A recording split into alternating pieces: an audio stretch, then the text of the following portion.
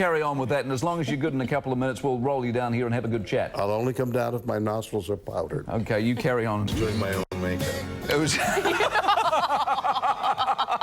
Very good. We were going to explain the connection between the song, but we don't even need to. I sing occasionally, but... You do, and that's amazing. Why would you sing into a light bulb? What was the point of that? Talk us through it. There's some light. So a lot of these guys don't want to light you. No, fair enough. We noticed you did actually walk in the dark along the corridor and things. We apologise about that. That's right. Because and hit a lift and a button and nothing happened. But here you are, and it's lovely to see you. Since we last talked, by the way, you've done a movie. It was at Toronto at the film festival the other day. More than one, actually. Yeah, you've done more than one movie since. You just like never stopped working. Yeah. So the Toronto movie, you're a DJ. Movie, I think you're referring to is Christmas Horror Story. The Christmas Horror Story. That's going to be fun. That's coming out in October. We're in October now, right? Yeah, we are. So it's coming out now.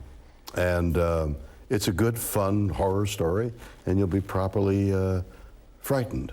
a horror story where you're a DJ, is that correct? Yes, well, you know how DJs are. You know how people behind the desk doing broadcasting are. They can be horrible. It's a fun story. You should go see it. Christmas Horror Story coming out. What do you do to pick apart? What's important? To pick apart? To pick apart. I usually use a knife and fork. Right. But when it comes to...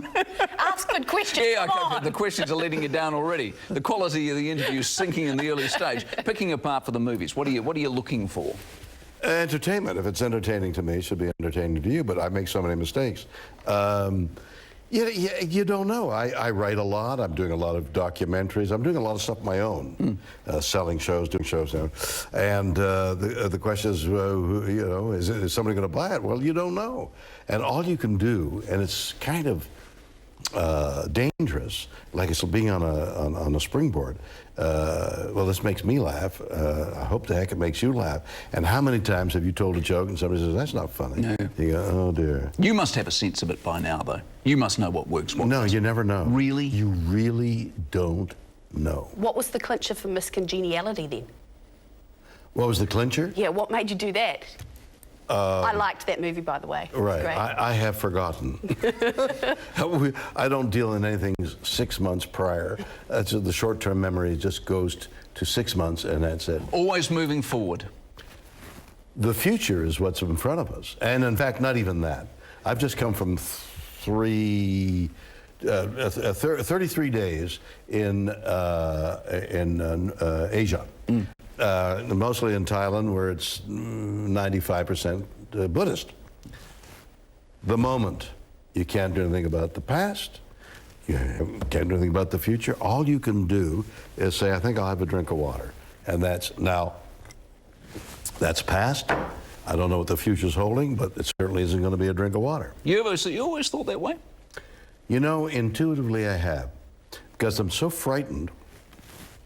You don't know, because I don't hold any pictures. I don't have pictures of myself. I don't have any paraphernalia or something like that. I don't like to look at myself. It's all, that moment is gone.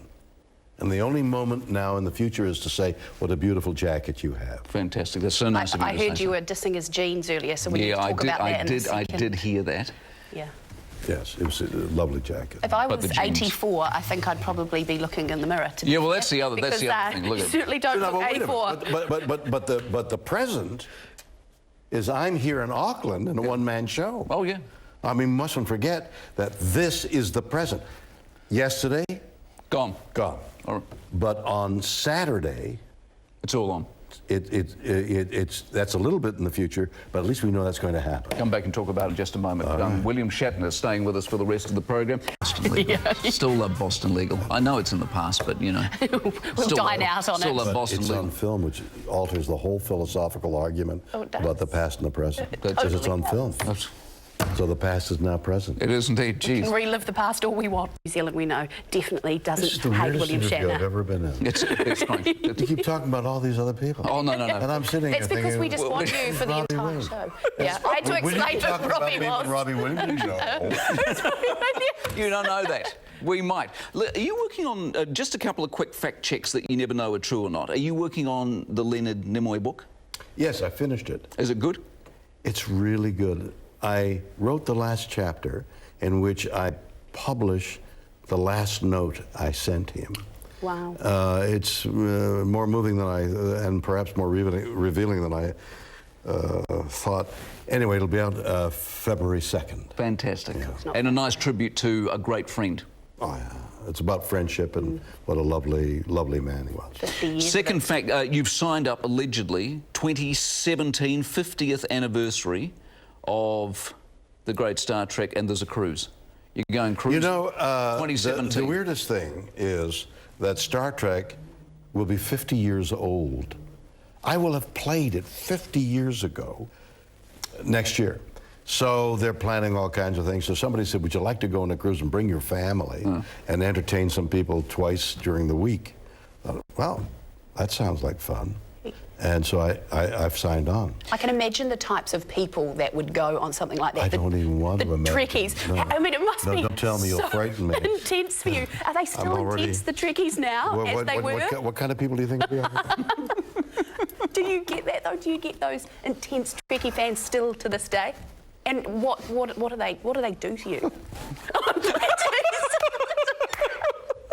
Nothing. How do you deal with them?